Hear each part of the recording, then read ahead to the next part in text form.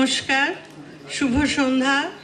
সকলকে শুভেচ্ছা জানিয়ে আমি শুরু করি।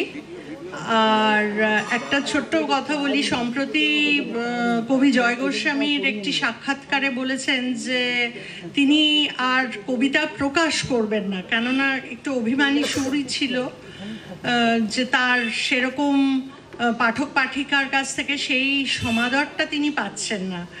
তো আমার তো একটু মন খারাপই হয়ে গেল। সেই কারণে আমি ভাবলাম যে আমি একটা জয় গোস্বামীর কবিতাই বাছি, কেননা আমাদের আবাসার বন্ধুদের মধ্যে অনেকেরই প্রিয় কবি জয় গোস্বামী। তো সেই কারণে আমি যেই কবিতাটি বলছি, মেঘ বালিকার জন্য রূপকথা। আমি যখন ছোট ছিলাম খেলতে যেতাম মেঘের দলে। একদিন এক মেঘবালিকা প্রশ্ন করলো কৌতূহলে, এই ছেলেটা নাম কি রে তোর? আমি বললাম খুশমন্তর। মেঘবালিকা রেগেই আগুন, মিথ্যে কথা, নাম কি এমন হয় কখনো? আমি বললাম নিশ্চয়ই হয়, আগে আমার গল্প শোনো।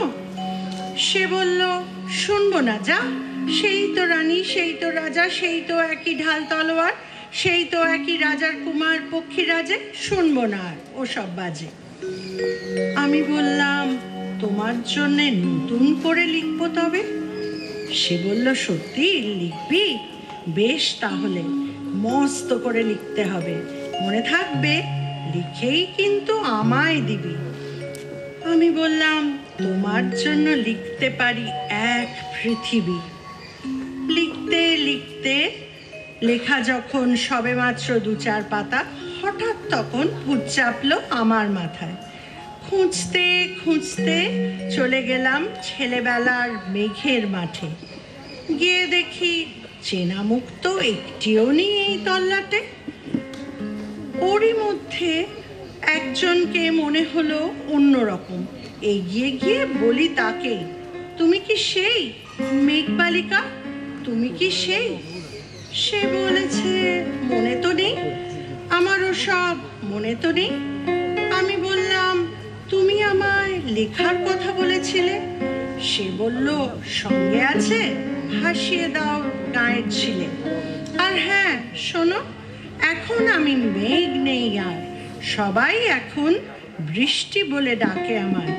বলেই হঠাৎ এক পাশ পশলায় চুল থেকে নখ আমায় পুরো ভিজিয়ে দিয়ে অন্য অন্য বৃষ্টি বাদল সঙ্গে নিয়ে মিলিয়ে গেল খরস্রোতায়, মিলিয়ে গেল দূরে কোথায়, দূরে দূরে। বৃষ্টি বলে ডাকে আমায়, বৃষ্টি বলে ডাকে আমায়। আমি কেবল বসে রইলাম ভিজে একসা কাপড় জামায় গাছের তলায়। বসে রইলাম বৃষ্টি নাকি মেঘের জন্য। এমন সময় অন্য একটি বৃষ্টি আমায় চিনতে পেরে বলল, এতে মন খারাপের কি হয়েছে, যাও ফিরে যাও, লেখো আবার। এখন পুরো বর্ষা চলছে, তাই আমরা সবাই ব্যস্ত নানান দেশে। ফিরে এসে আমরা যাব নিজেই তোমার কাছে, যাও ফিরে যাও।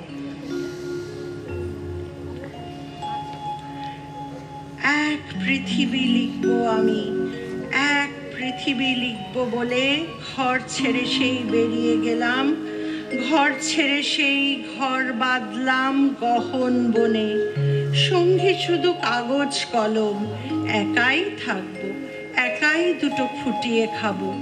2-1 মুঠো ধুলো বালি, যখন যারা আসবে মনে তাদের নিয়ে লিখেই যাব। এক পৃথিবী, 100 রকম স্বপ্ন দেখার সাধ্য থাকবে যে রূপকথার, সে রূপকথা আমার একার।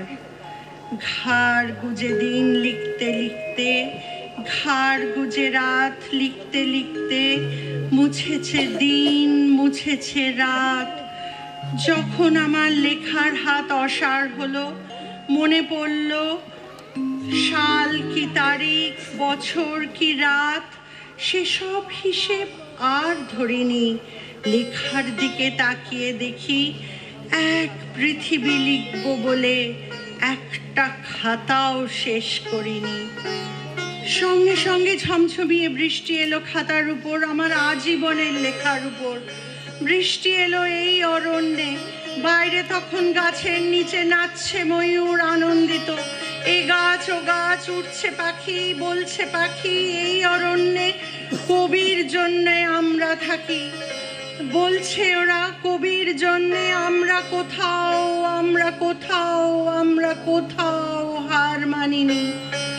কবি তখন কুটির থেকে তাকিয়ে আছে অনেক দূরে, বনের পরে, মাঠের পরে, নদীর পরে, সেই যেখানে সারা জীবন বৃষ্টি পড়ে, বৃষ্টি পড়ে, সেই যেখানে কেউ যায়নি, কেউ যায় না কোনো দিনই।